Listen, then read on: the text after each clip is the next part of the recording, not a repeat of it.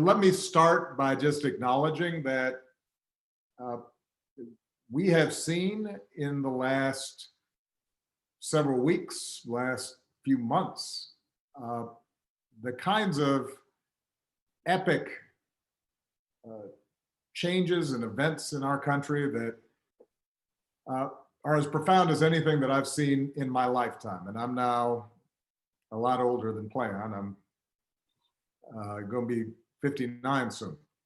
Uh, and and let me begin by acknowledging that although all of us have been feeling pain, uncertainty, disruption, uh, some folks have been feeling it more than others. Most of all, uh, the pain that's been experienced by the families of uh, George and Brianna and Ahmad and Tony and Sean and too many others uh, to mention, those that we thought about during that moment of silence. Uh, and to those families who've been directly affected by tragedy, uh, please know that Michelle and I and the nation grieve with you, hold you in our prayers. We're committed to the fight of creating a more just nation in memory of your sons and daughters. Uh, and we can't forget that even as we're confronting the particular acts of violence that uh, led to those losses, uh, our nation and the world is still in the midst of a global pandemic that's exposed the vulnerabilities of our healthcare system, but also the disparate treatment and, as a consequence, the disparate impact that exists in our healthcare system, the unequal investment, the biases that have led to a disproportionate number of infections and loss of life in communities of color.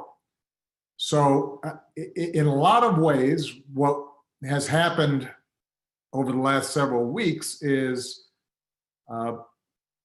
challenges and structural problems here in the United States have been thrown into high relief. Uh, they're the outcomes not just of the immediate moments in time, but they're the result of a long history of slavery and Jim Crow and redlining and institutionalized racism that too often have been the plague, this original sin of our society. And in some ways, as tragic as these past few weeks have been, as difficult and scary and uncertain as they've been, they've also been an incredible opportunity for people to be awakened to some of these underlying trends. And they offer an opportunity for us to all work together to tackle them, to take them on, to change America and make it live up to its highest ideals. And part of what's made me so hopeful is the fact that so many young people have been galvanized and activated and motivated and mobilized. Because historically, so much of the progress that we've made in our society has been because of young people. Dr. King was a young man when he got involved. Cesar Chavez was a young man. Malcolm X was a young man. The leaders of the feminist movement were young people. Leaders of union movements were young people. The leaders of the environmental movement in this country and the movement to make sure that the LGBT community finally had a voice and was represented were young people. And so when sometimes I feel despair, I just see what's happening with young people all across the country and the talent and the voice and the sophistication that they're displaying. And it makes me feel optimistic. It makes me feel as if, this country is going to get better. Now, I want to speak directly to the young men and women of color in this country.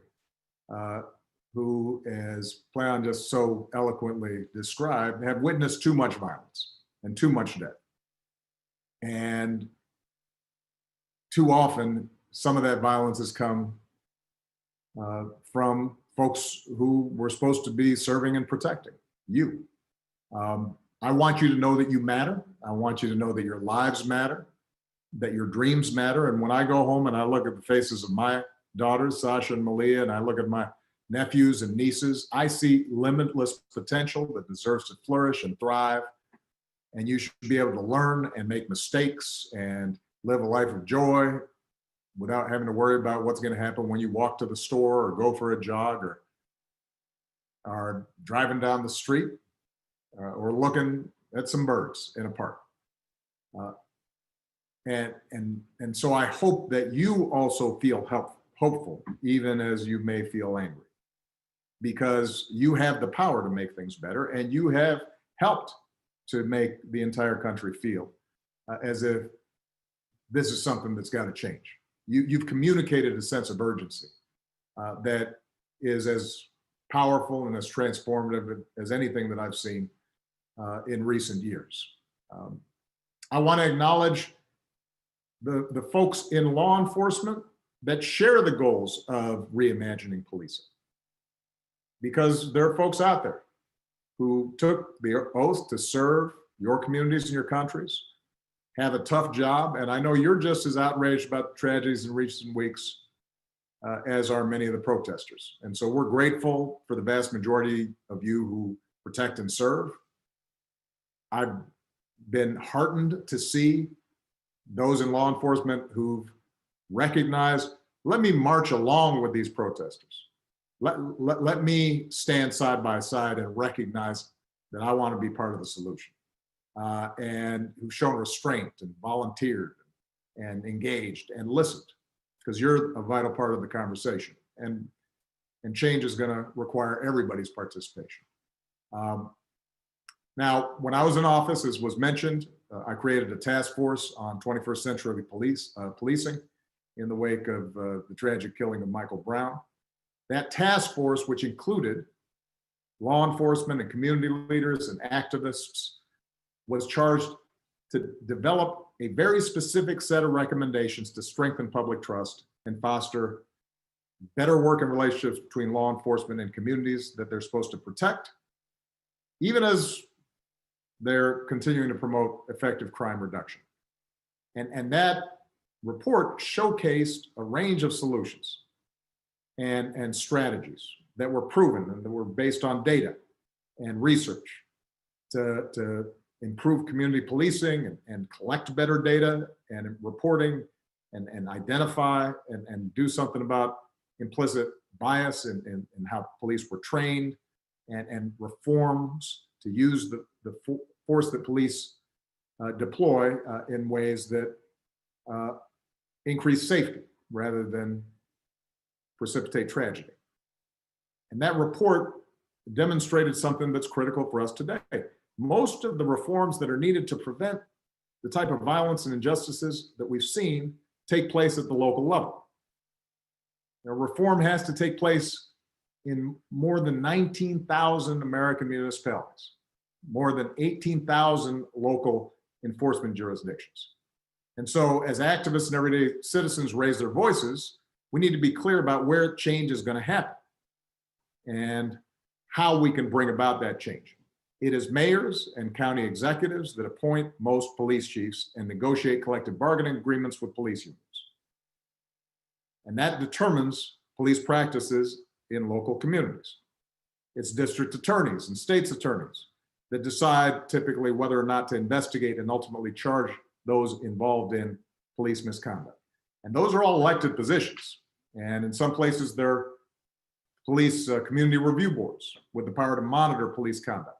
Those oftentimes may be elected as well. The bottom line is, I've been hearing a little bit of chatter in the internet about voting versus protest, politics and participation versus civil disobedience and direct action. This is not a either or. This is a both and. To bring about real change, We both have to highlight a problem and make people in power uncomfortable, but we also have to translate that into practical solutions and laws that can be implemented and we can monitor and make sure we're following up on. So, very quickly, let me just close with a couple of specific things. What can we do? Number one, we know there are specific evidence-based reforms that, if we put in place today, would build trust, save lives, would not show an increase in crime. Those are included in the 21st Century Policing Task Force report. You can find it on obama.org. Number two, a lot of mayors and local elected officials read and supported the task force report, but then there wasn't enough follow-through. So today I am urging every mayor in this country to review your use of force policies with members of your community and commit to report on planned reforms. What are the specific steps you can take? And I should add, by the way, that the original task force report was done several years ago. Since that time, we've actually collected data, in part because we implemented some of these reform ideas. So we now have more information and more data as to what works. And there are organizations like Campaign Zero and Color of Change and others that are out there highlighting what the data shows, what works, what doesn't in terms of reducing incidents of police misconduct and violence.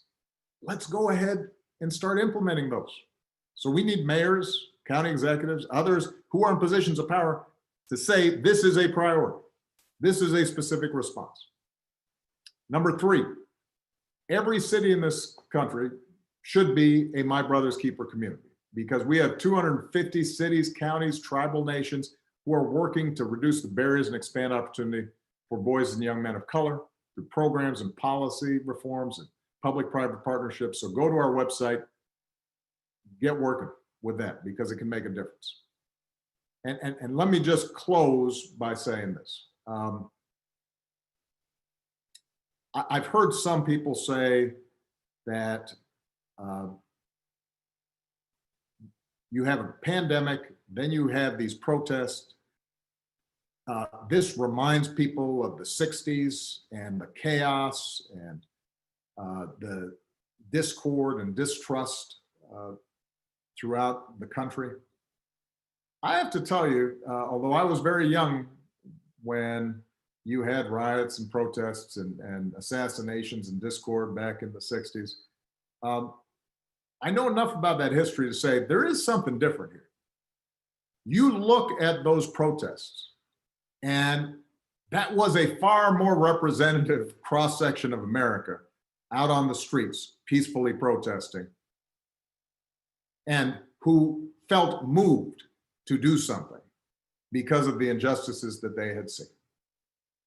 That didn't exist back in the 1960s, that kind of broad coalition.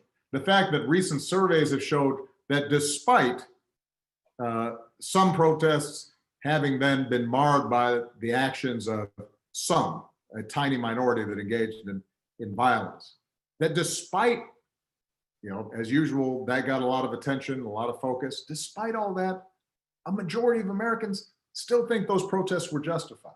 That wouldn't have existed 30, 40, 50 years ago. There is a change in mindset that's taking place, a greater recognition that we can do better. And that is not as a consequence of speeches by politicians. That's not the result of, spotlights in news articles. That's a direct result of the activities and organizing and mobilization and engagement of so many young people across the country who put themselves out on the line to make a difference. And so I just have to say thank you to them and for helping to bring about this moment, and just make sure that we now follow through. Because at some point, attention moves away. At some point, protests start to dwindle in size. And it's very important for us to take the momentum that has been created as a society, as a country, and say, let's use this to finally have an impact. All right. Thank you, everybody. Proud of you guys. And I know that we're going to be hearing from a bunch of people who have been on the front lines on this and know a lot more than I do about it. Proud of you. Thank you, Mr. President. For everyone that's watching, the president decided he wanted to stay and be a part of the conversation that's going to be led by Brittany Packnett Cunningham with the Attorney General and other leaders. Before we go into that section, I want to reiterate the pledge that the president mentioned for mayors. So if you are a mayor, you can go to obama.org and you can take this pledge. And I also want to announce that several mayors have said, sign me up first, and they have already taken the pledge. Mayor de Blasio of New York, Mayor Lightfoot of Chicago, Mayor Frey of Minneapolis, Mayor Bowser of DC, Mayor Breed of San Francisco, and Mayor Keisha Lance Bottoms of Atlanta, all my brother's keeper communities as well. So if you go to that page, you can take the pledge, and we will be posting all the cities and all the mayors that take the pledge. And then in 90 days, we are going to publicly report out who has taken the pledge and the work that's happening to create real lasting change in communities. So it is now my pleasure to introduce a friend, an activist, an educator, a writer, an NBC and MSNBC News contributor, a lifelong activist and member of the Ferguson Uprising, co-founder of Campaign Zero, a policy platform to end police violence, and co-host of Pod Save the People. Previously, she was an appointed member of the Ferguson Commission and President Obama's Task Force on 21st Century Policing. Today, Campaign Zero, of which Brittany is a co-founder, launched the campaign #8Can'tWait, an advocacy campaign to push mayors across America to adopt 8 use-of-force policies that together can reduce police violence by upwards of 70%. To moderate this conversation with President Obama and our other incredible leaders, please welcome Brittany Packnett Cunningham. Thank you so much, Michael. And thank you, President Obama, for gathering this conversation in this moment of intense grief, but hopefully intense purpose. We are here together to talk, to have a family conversation. And you may be watching this and have come here because you are experiencing that grief and you need some community in which to do that. And you're hoping that we can hold you up to the light. You may be here because, like me, you are girded in the strength of your ancestry, and you know you come from people just like I do, who did far more with far less and are sure that we can win in this moment and everyone after it. However you have come here, why you have come here, we're glad that you're here, because we're here to get honest, to get clear, most importantly, to get to work. So that even the heartening moments of seeing people raise their voices, or even in the moments where a police officer might take a knee, that momentary action might turn into true systemic and lasting change. We have so many brilliant voices that have been gathered.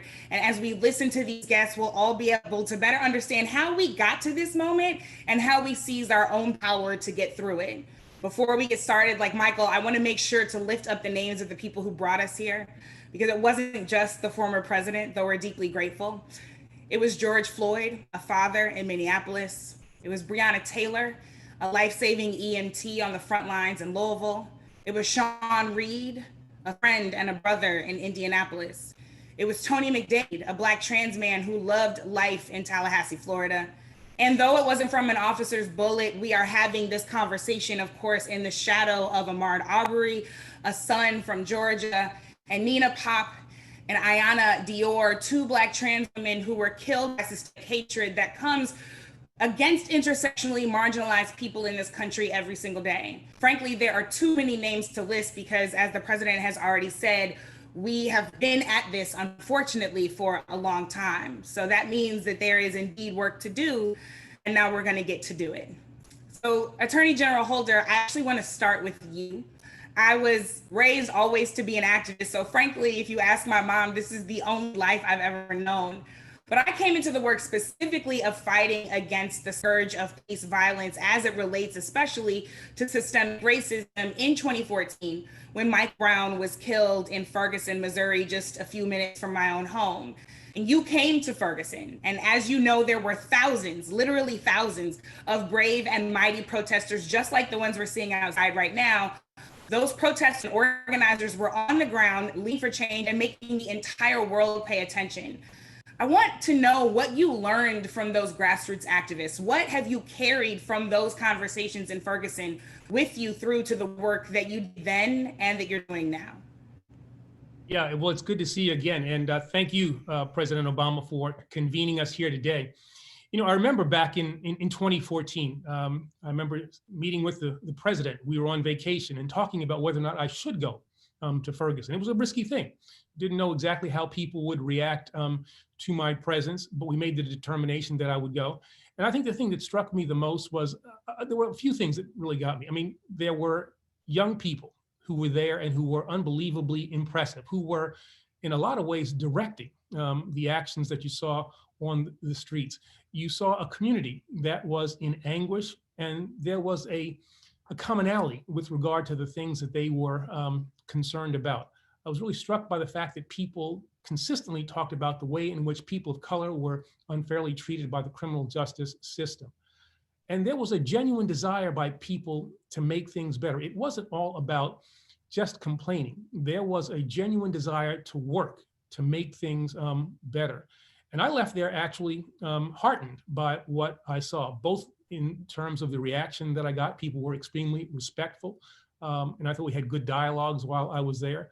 But I also left with the notion that if we invested some time, if we invested some federal resources, that we would be in a position using the great leaders that we met there, those young people who we met there, to make life in Ferguson better, and then use that as an example of what was possible in the rest of the country.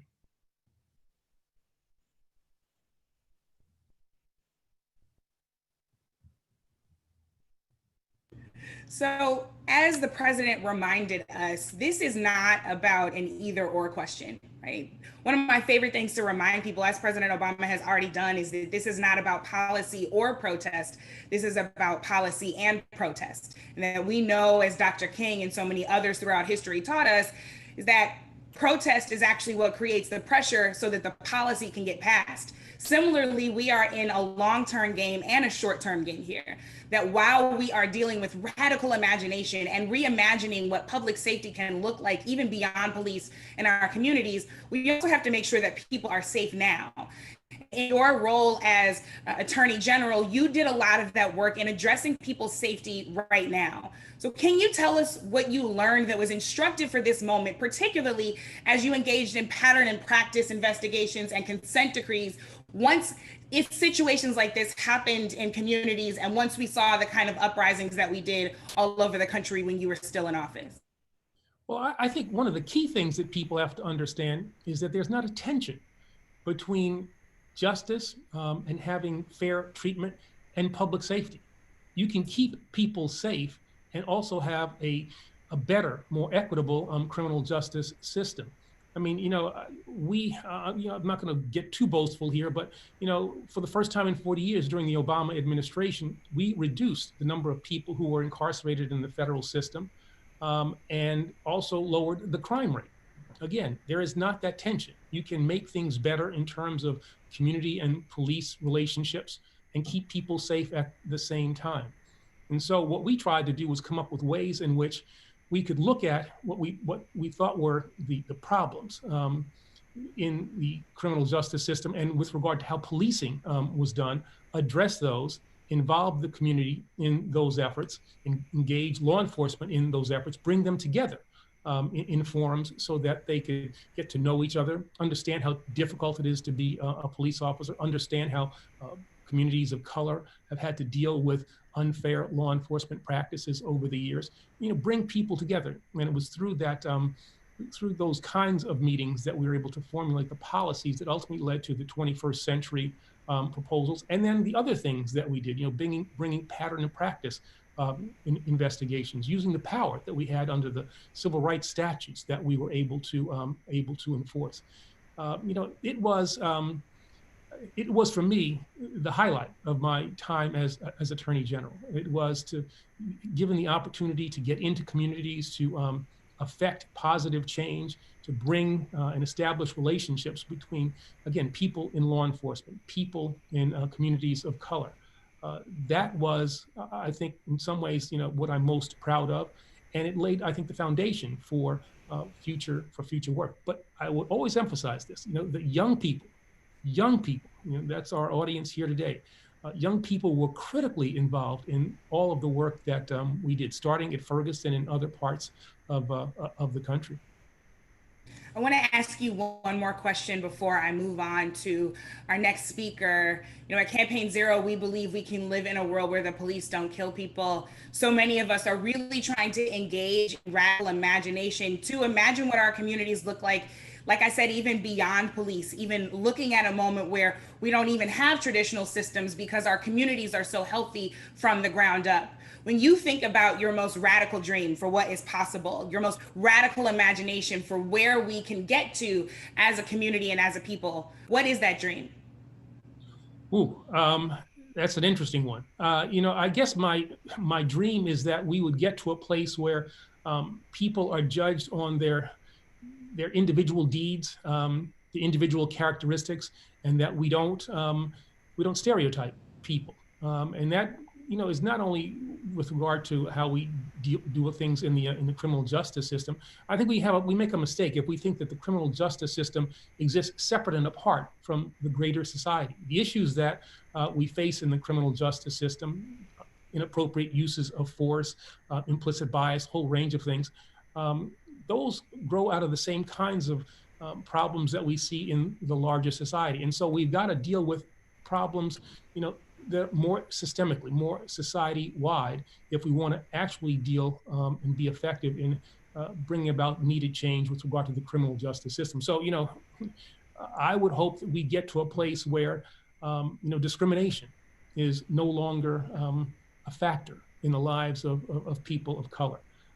That fair treatment would be something that would be expected. That stereotypes, born in slavery, and the notion that in order to enslave a people, you had to think that they were in some ways different, some ways inferior. And those attitudes may not be as explicit as they once were, but still are a part, I think, of the American psyche implicitly.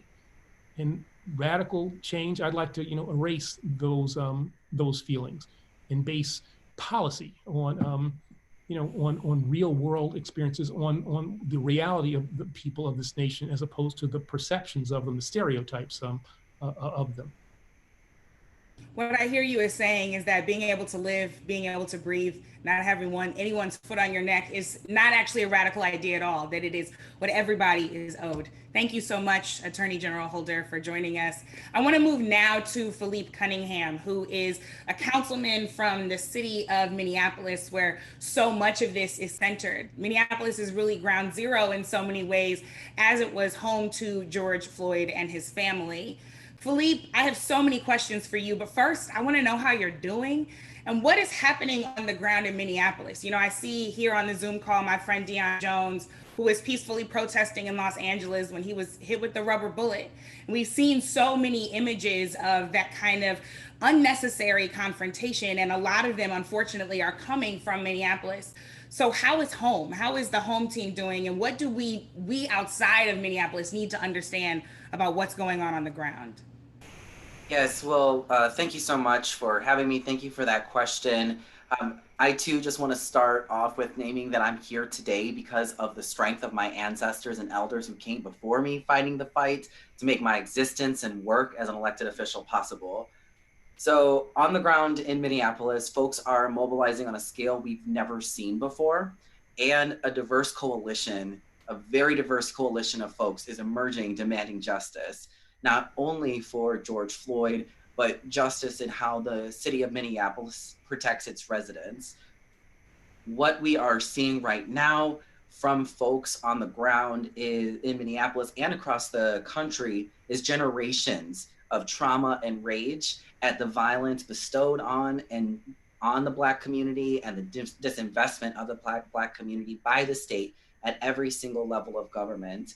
And I'll just add that I myself, as a Black, queer, transgender man, I too live firsthand both the trauma and the trauma that I have to carry around experiencing and witnessing state-sanctioned violence, as well as the generational trauma of my ancestors who who survived slavery. So seeing all of this, layering it on, what's interesting about the fact that all of this has really been ground zero in Minneapolis is that we are an incredibly progressive city. At the same time, we are also the city that has the most significant racial disparities between white and Black folks in the entire country across every indicator of quality of life. So this has just been boiling under the surface. I've been in office now for 2.5 years. And within my first 2 years, I had to deal with 3 officer-involved shooting deaths in my ward alone, including one that was a suicide by cop. The trauma from those incidents doesn't just dissipate because the legal system deems their deaths justified. The evidence is clear overall. President Obama spoke to the data that we're starting to see. Over-policing, criminalization, and mass incarceration have not kept our communities safer. In fact, people getting caught in the criminal justice system further disenfranchises Black and brown folks, pushing us further to the margins of society due to criminal histories, thus triggering a cycle of involvement with crime in the criminal justice system that is often passed intergenerationally. So what we're seeing on the ground in Minneapolis is folks saying enough is enough. And our system is obviously broken, and it's time for a new system of public safety in our city. Over the years, we have heard from folks who believe that the solution is simply adding more police officers. And we've also heard from folks who are reformers who want to advocate for incremental change. But even those voices right now are waning because our whole city has seen for the past 3 nights that we have the ability to keep ourselves safe and our community safe. So you ask how I'm doing. I'll say I'm a little bit tired because I've been up all night with my community, organizing my community very closely with folks on the ground to post up patrol because Minneapolis Police Department nor the National Guard were showing up to protect our homes and our small businesses. We're seeing large scale protests, what folks are seeing on the media right now, the protests and riots in South Minneapolis, we see that. But in North Minneapolis, the historically Black community in Minneapolis, where I represent, we've been dealing with far right-wing and white supremacist groups terrorizing our community by burning down Black-owned businesses. So we've come together, protected our own community, and now it's time for us to systematize community-led safety strategies and make them sustainable.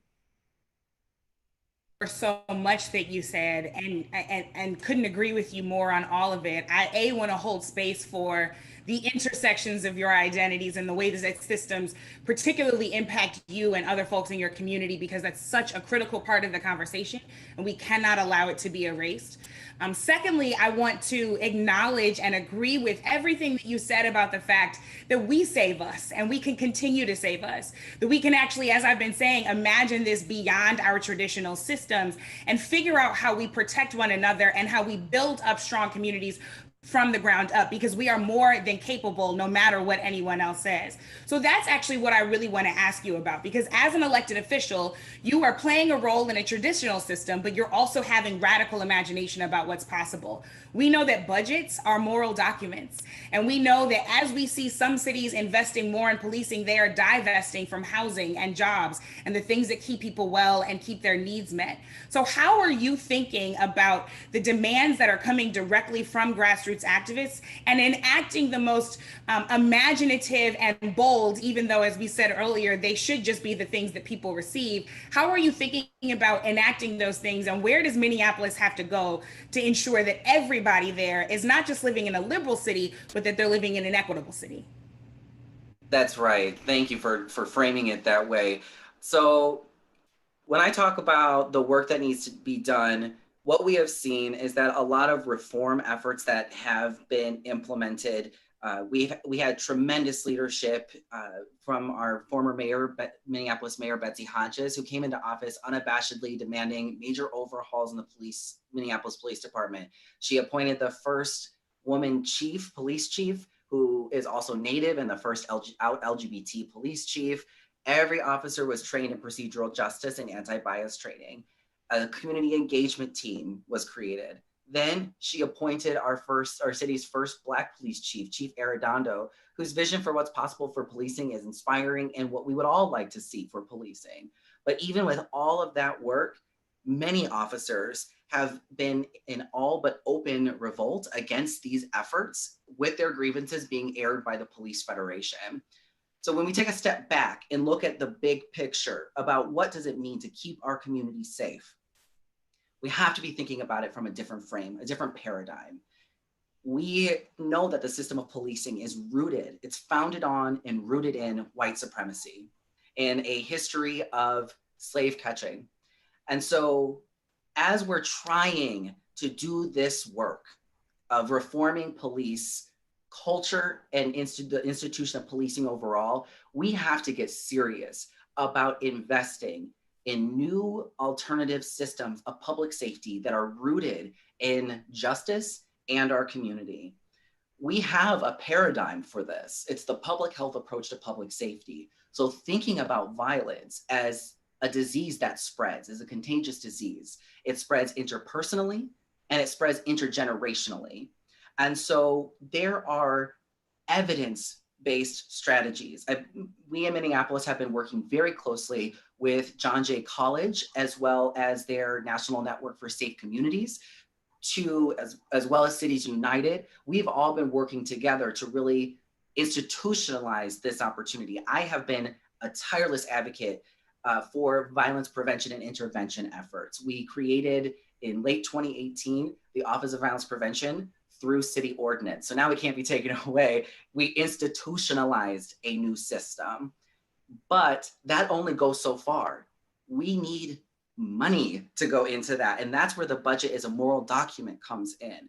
There's always political will to put more money into the police budget. The police budget in Minneapolis is almost $200 million. And we have right now, we approved last year a budget of $1.6 billion.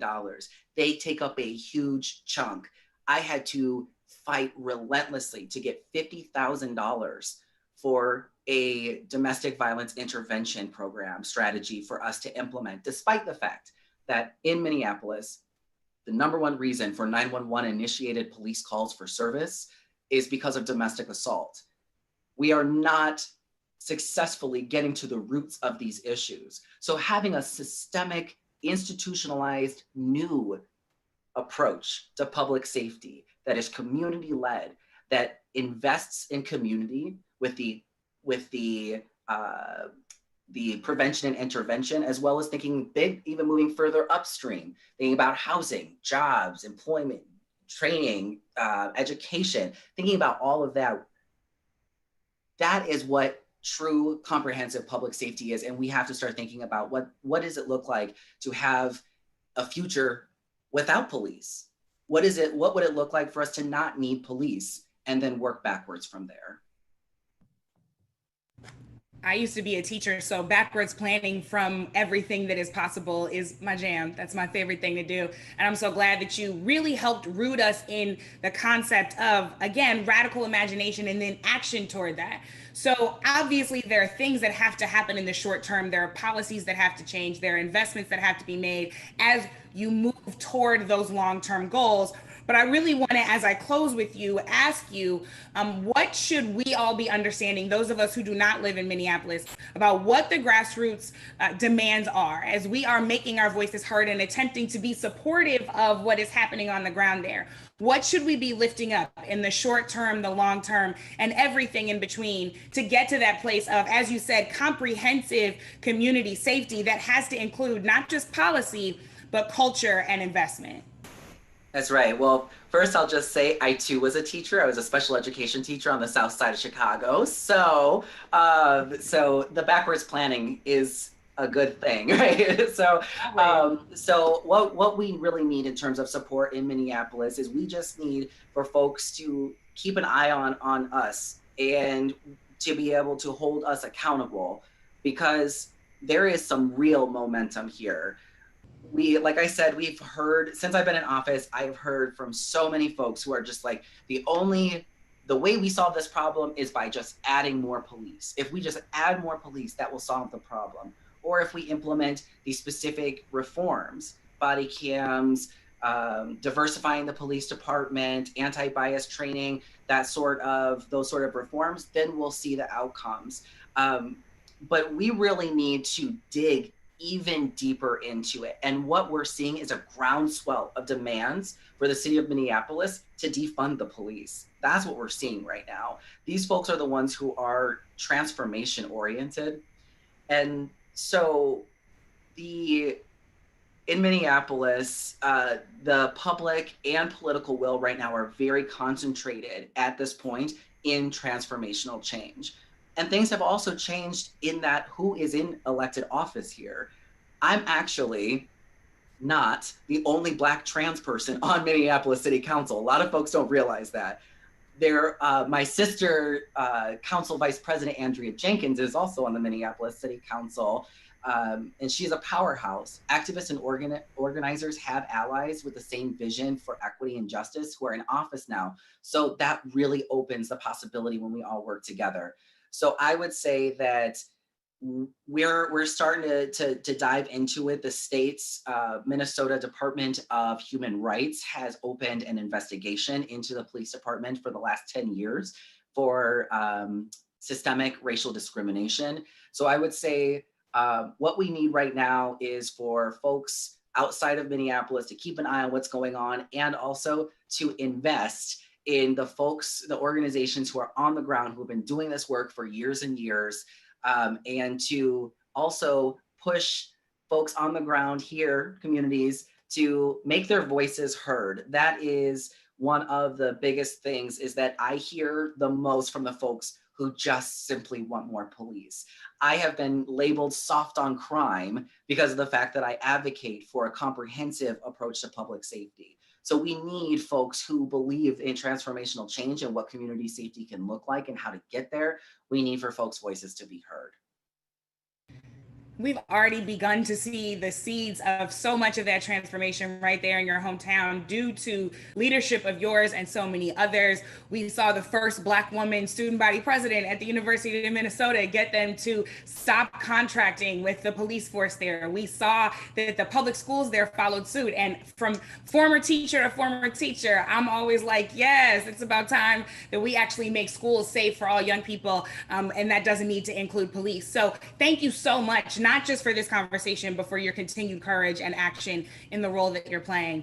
I'm going to come lastly to my good friend and partner in this work, Rashad Robinson, who is the president of Color of Change. Rashad, we've been on the phone a lot in the last few weeks, and you are always thinking so critically about how we ensure that the local conversations that Councilman Cunningham just talked about are really upheld at the national level, and that everyone is doing their part. As I always say, we don't have saviors, we build teams, and that's how we get the work done in community. And that's exactly the work that Color of Change does. It gives all of us an opportunity to be on the team. So how are you thinking about making sure that people understand what their role is on the team? What are the spectrum of demands that you are seeing coming from your members at Color of Change and that you all are exploring and pushing as you do this work?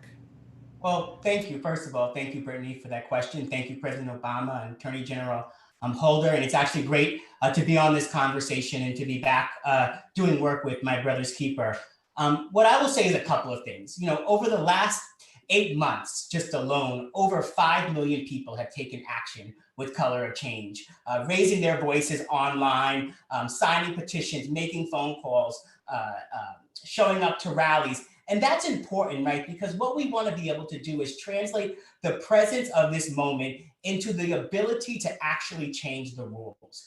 And sometimes those are the written rules of policy, and other times those are the unwritten rules of culture. And I want to talk about both, about why both of those things are critically important in this moment, and why we have to channel strategic action to actually get things done. No individual alone is going to work to change systemic racism in all the ways that it impacts our society. Racism is like water pouring over a floor with holes in it.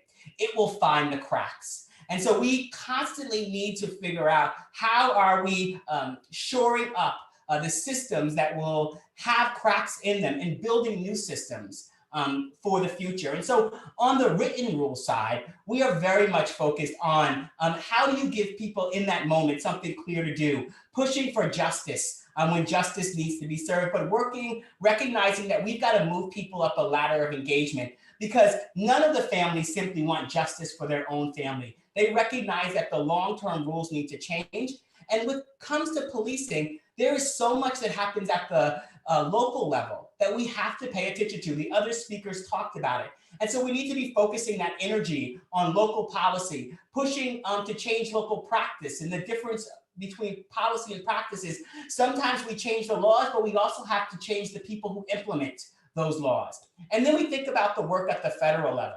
And we've got to change all of the ways in which money from the federal level incentivizes and disincentivizes certain types of action. And part of what we try to do at Color of Change is point people at those strategic things to do, building sort of the energy and helping to describe for people how to do it.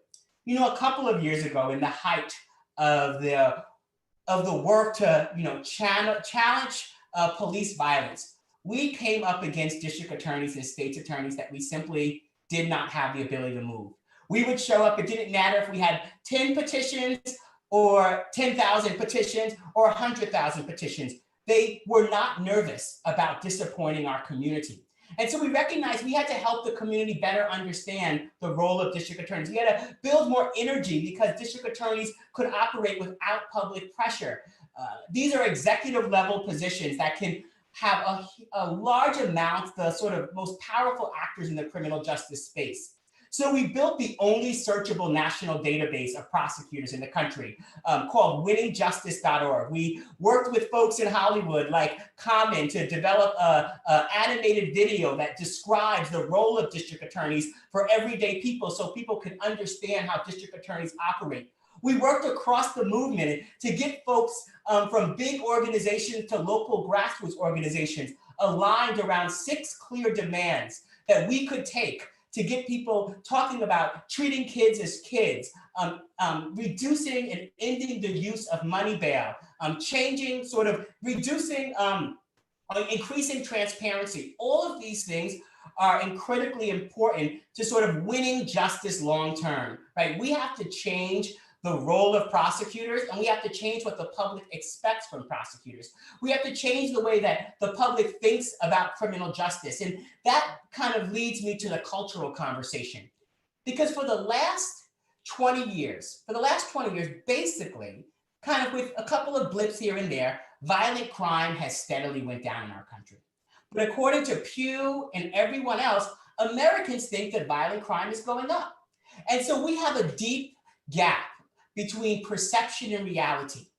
And that makes it much harder when we are trying to do those critical things that the councilman talked about in terms of reducing police budgets, in terms of actually ensuring that we're investing in education and mental health and jobs and all the things that we know that communities that have reduced the need for law enforcement, they don't need as many police. And so because the public has been inundated with images that makes us believe that violent crime is right around the window, right around the door, we've had to build a program. And through our work at changehollywood.org, through our efforts, we worked with USC to do a whole study of crime TV shows. And now we're working in writers' rooms to push and change the content and the storytelling. So one of the things that we looked at was all of these crime TV shows that are covered in cities like Chicago and New York, very diverse on air. And then you look at the writers' rooms, and all the writers' rooms are all white. Folks with no sort of connection to the community, no skin in the game on sort of the impact of the images that they're portraying, constantly putting sort of black faces on the criminal justice system, a sort of magical world where Black and brown people exist, but racism doesn't. And we have to really work to sort of change that. And part of that activism is the work that we have to do, because if we're going to get to the place where the narrative changes enough for us to achieve the type of policy changes that are needed, we have to change the story. And I want to say that far too often we tell a story about Black communities being vulnerable. And we'll say things like Black communities are vulnerable when Black communities have been under attack. Black communities have been targeted. Black communities have had a history of being fleeced, of being underinvested. And all of those things are not about being vulnerable. Those are things about being on the chopping block. And so when we work to change that story, we can accomplish so much more. I have one very brief question because I know we have to wrap up now. People keep asking me this question, so I want to ask you, and maybe you can give me some tips. Is this moment a game changer? We've been in this work for a while now. Many people have been in it for even longer than us, but is this moment a seismic shift in what's possible where we see ourselves right now? You know, I think it's a great question because I think that we want fast food. We want things that are quick and we want things that are easy. And progress and justice is not easy, right? The thing about inflection points is that they present the possibility for huge leaps forward, or they actually present the real threat for us to go backwards.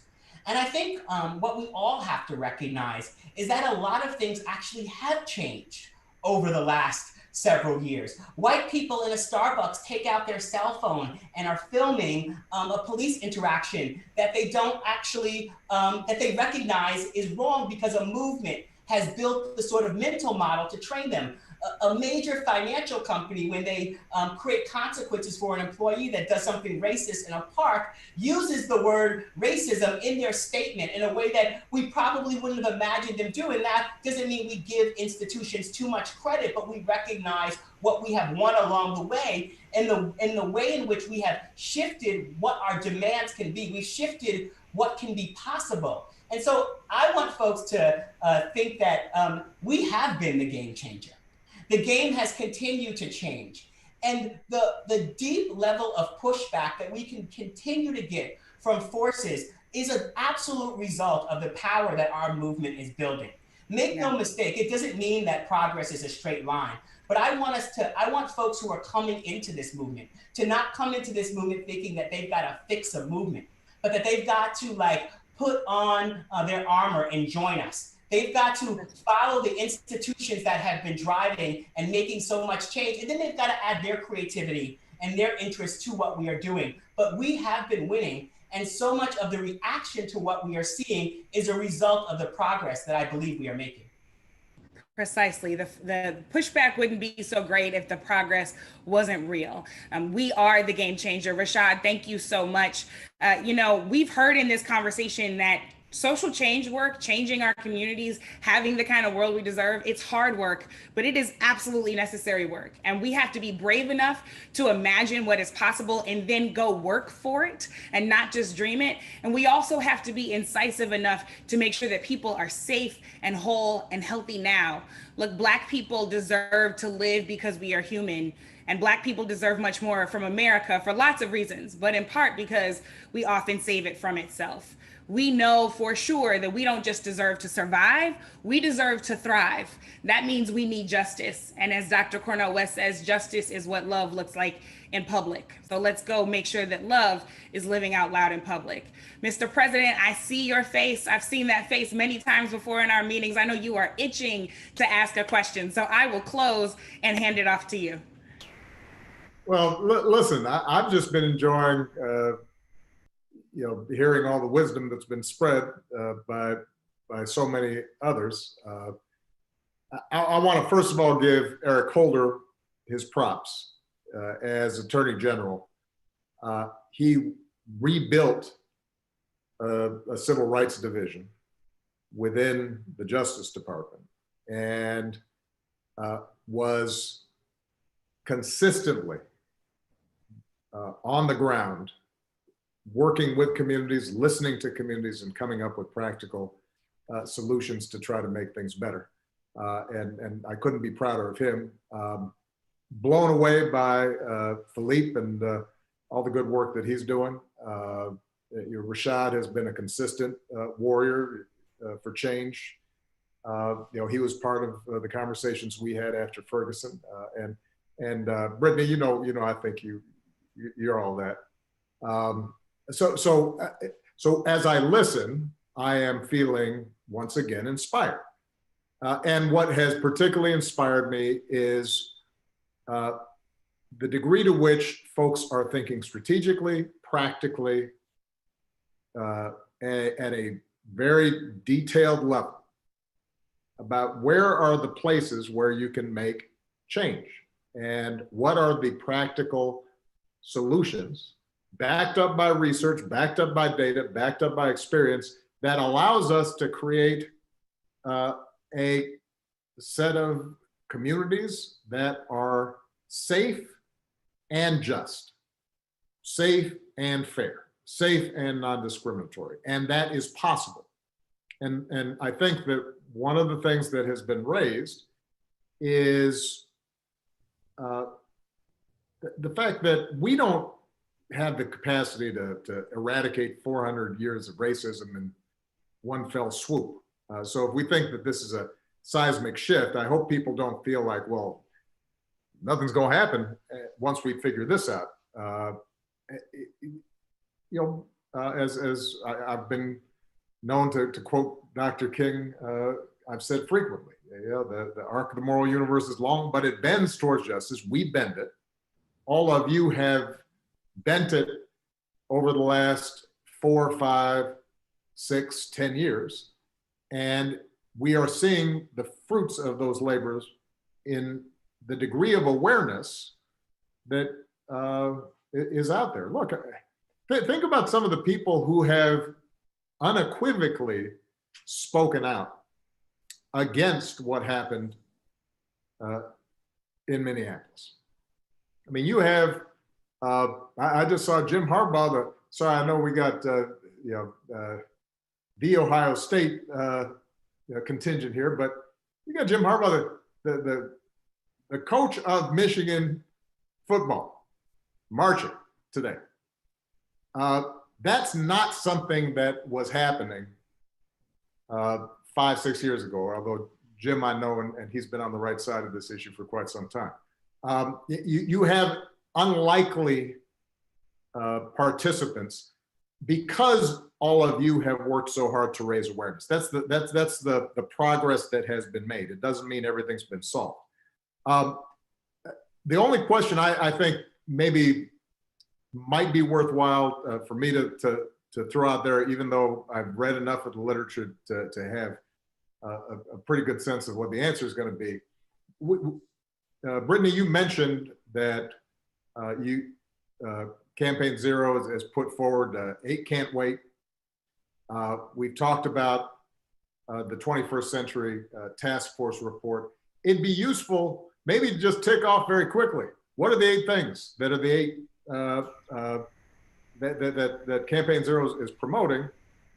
Because for a lot of people who are watching, they may be surprised that some of these things are practical and could be implemented quickly. I know just one off the top of my head that I know we can all focus on because it's been so painfully real these last few weeks. Chokeholds and strangleholds, just saying that's not what we do. You don't need that in order to effectively restrain someone. So give me what are the 8 in executive summary form so people can hear what these specific things are. Got you. So I didn't know the first question would come to me, but the 8 things are banning chokeholds and strangleholds, requiring de-escalation first, requiring a warning before pulling out a weapon, exhausting all alternatives for those actions, a duty of other officers to intervene. So officers can't just stand there and watch injustice happen. Banning shooting at moving vehicles. We know that keeps police and everyday citizens safe. Establishing a use of force continuum and requiring all force to be reported. And I want to be really clear. Together, those 8 things can reduce police violence by upwards of 70%. That does not stand in competition with what Philippe just walked us through. Because we know that these things can happen immediately without any executive order or act of Congress. All we need is a mayor to have the political will and courage to stand up and say, those eight can't wait, and I will go and change the use of force standard tonight, let alone tomorrow. So do that now, and then continue to work with your community, because we will continue to keep up the pressure, I can promise you that, to make sure that we are getting to those comprehensive public safety solutions that are community-based and community-oriented and far beyond anything that we're experiencing right now that Philippe just walked us through. These don't stand in competition with imagination. These are a necessary step immediately to keep people safe as we do the hard work of making sure we get to what's. That's great. And let me just point out, in my opening remarks, I mentioned sometimes this tension is posed between political participation and protest.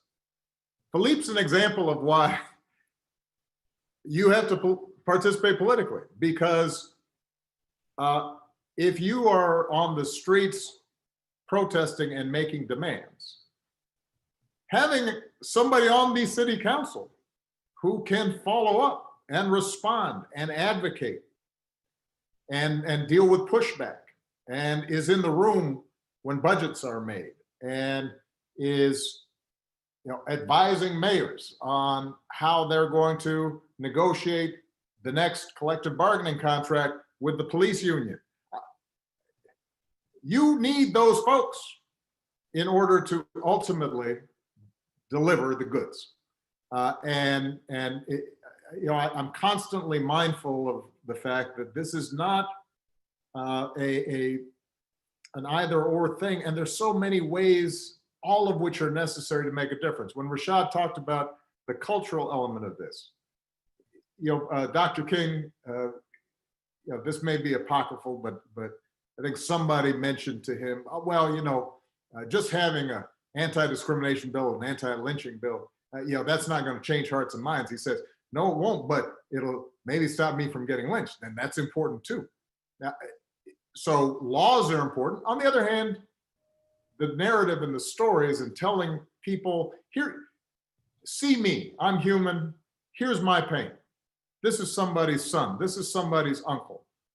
Here's the story that you need to understand about our background and our community.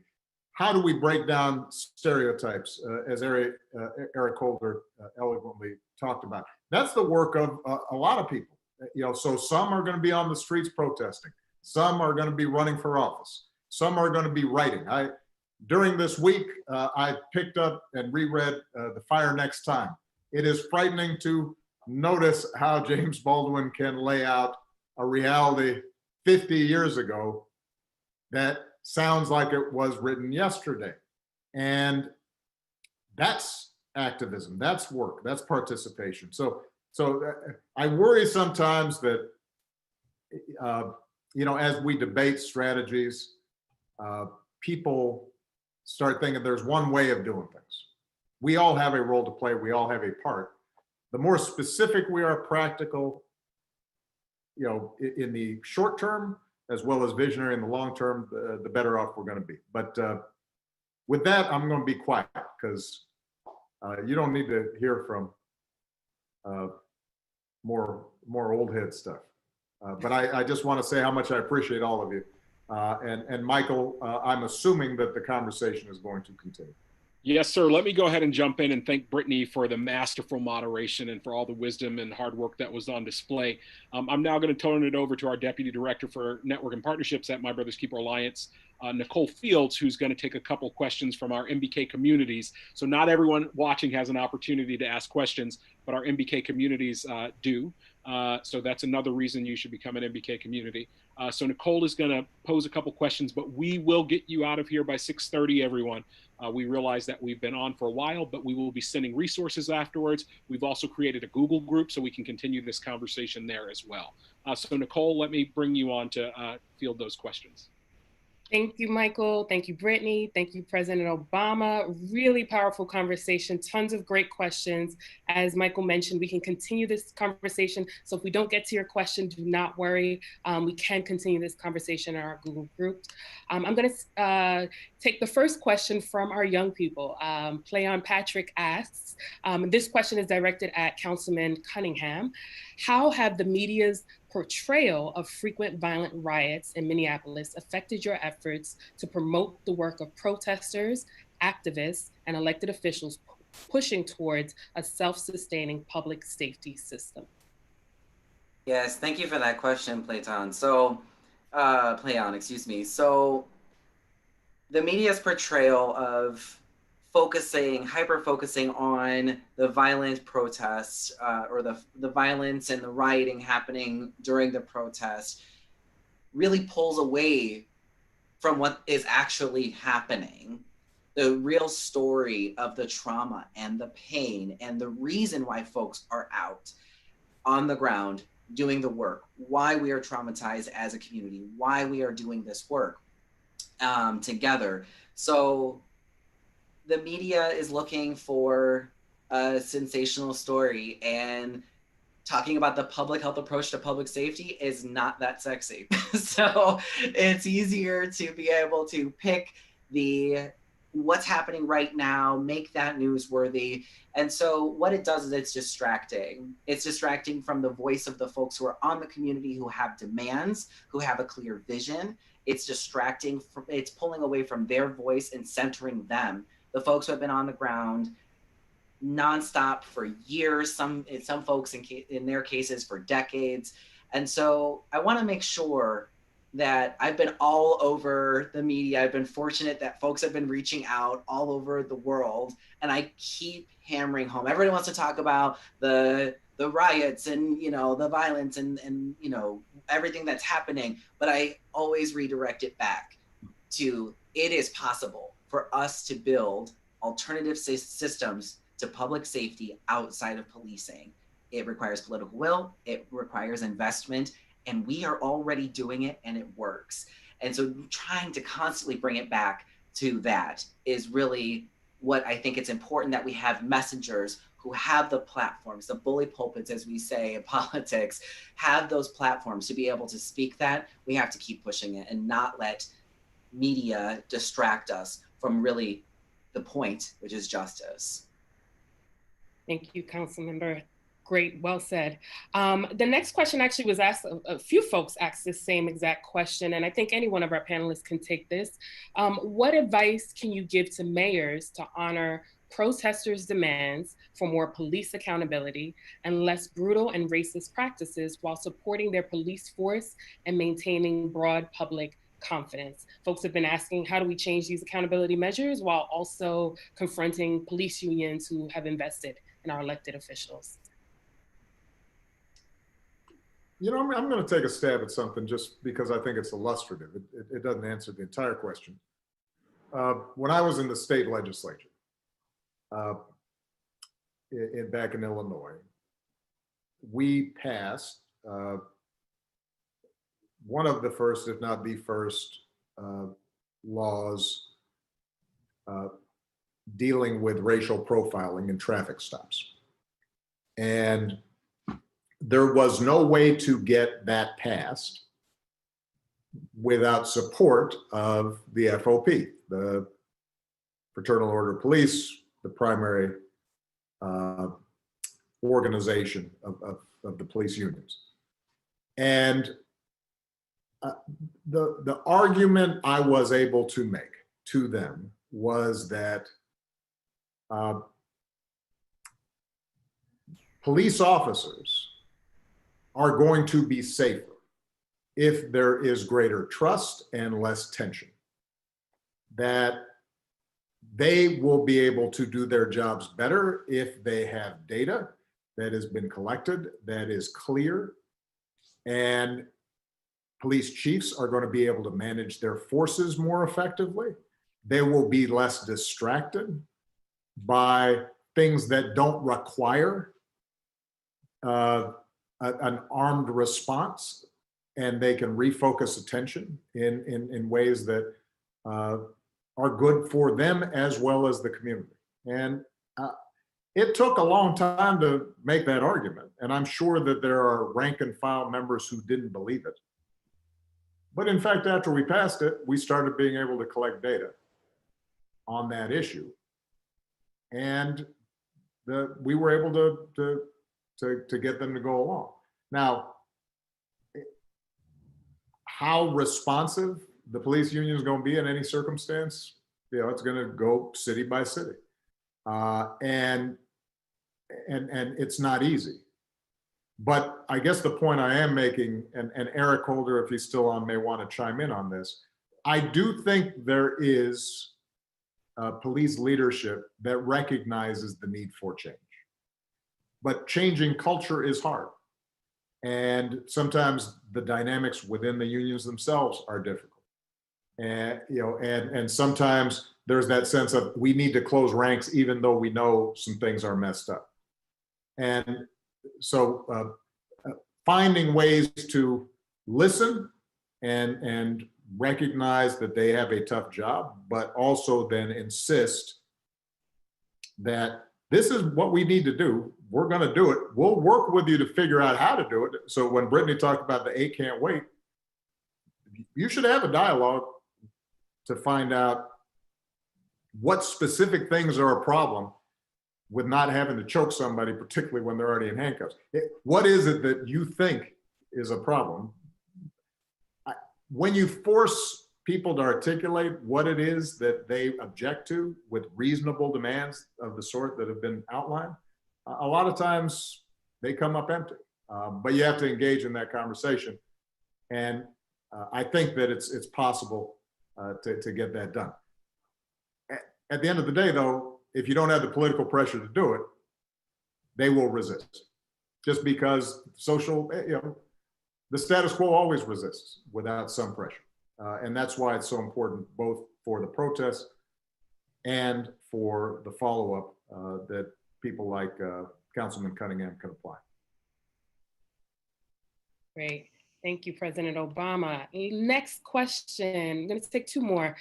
This question is coming from Dr. Jim Bostic in Yonkers, New York. First, he thanks our panelists and says his question is, how do we effectively integrate the generational differences in age and history often see develop between our younger generation and those of us who have been in this fight for many decades in such a way that we respect each other's ideas and approaches to dealing with institutional racism in our respective communities and not diminish the role and the will of either? So I'm going to say I'm going to have to call it here. This will have to be the last question, and I'm going to ask one of our panelists to take that and try to give us the 90-second response. While you're thinking of your response, I just want to say how grateful we are for Dr. Jim Bostic. Yonkers is one of our MBK impact communities that is doing extraordinary work on the ground in Yonkers and in the prison system in Yonkers as well. So who'd like to take that question with a quick response? Well, I'd say this, there is the need for young people to work with people like myself who have some years behind them. And the arrogance of youth cannot be the determinant. The arrogance of age can't be a determinant. There is wisdom through lived experience. There's idealism that young people possess in abundance. And it's a combination of that idealism with that experience that I think makes the most effective movements. People who are older have to understand that young people have always been at the forefront of positive change in this nation. I mean, the founding fathers were really young people. The oldest Federalist was George Washington. He was only 44 years old. Richard Pryor used to say that you don't see many old fools. And so I think young people need to understand that as well. You don't get to be 60, 70, 80 years old without having navigated a whole series of things that's worthwhile. And you have things as a young person you might want to test, theories you want to try. Older people can say, well, I've experienced this and this is why this theory is not going to work. So it is a combination of the two, and a lack of arrogance on the part of both that ultimately can create a coalition that can be successful. Thank you, Mr. Attorney General. Mr. President, before we wrap up, any final words? No, just keep working and stay hopeful. as I said, this is a moment, and we've had moments like this before where people are paying attention. And that doesn't mean that everything will get solved. And so don't get disheartened, because there's a marathon, not a sprint. But the fact that people are paying attention provides an opportunity to educate, activate, mobilize, and act. And I hope that we are able to seize this moment. I hope the mayors across the country who have either been watching or hear about this take that pledge to start immediately implementing some steps that can make a difference. And I hope all the young people who've been inspired and engaged and involved, they keep at it, because that's what ultimately is going to create the kind of country we want. And for those who have been talking about protests, just remember, this country was founded on protest. It is called the American Revolution. And every step of progress in this country, every expansion of freedom, every expression of our deepest ideals has been won through efforts that made the status quo uncomfortable. And we should all be thankful for folks who are willing in a peaceful, disciplined way to be out there making a difference. So thank you so much, everybody. Proud of you. Thank you, Mr. President. I encourage all of you to go to obama.org. Go to obama.org if you're a mayor, take the pledge. If you're looking to become an MBK community, if you're looking for places to donate or resources, or just to join the Alliance, go to obama.org. We will continue to be there for you, with you. Our partners at the Leadership Conference mayors are excited to provide technical assistance for you as you think about reading those use of force policies, as well as our broader partner network. So this is just the beginning of a conversation. We'll continue this in many different ways, and also be on the lookout for our next town hall that will be coming up, as well as some other actions. Thank you, Mr. President. Thank you, Mr. Attorney General. Thank you, Councilman Cunningham. Thank you, Brittany. Thank you, Rashad Robinson. Thank you to all of our MBK communities for the extraordinary work you do every day on behalf of our boys and young men of color and our sisters. And thank you to all of our young men and all of our young women for everything that you do, not just to be the future, but to be the change today. Have a great day, everybody.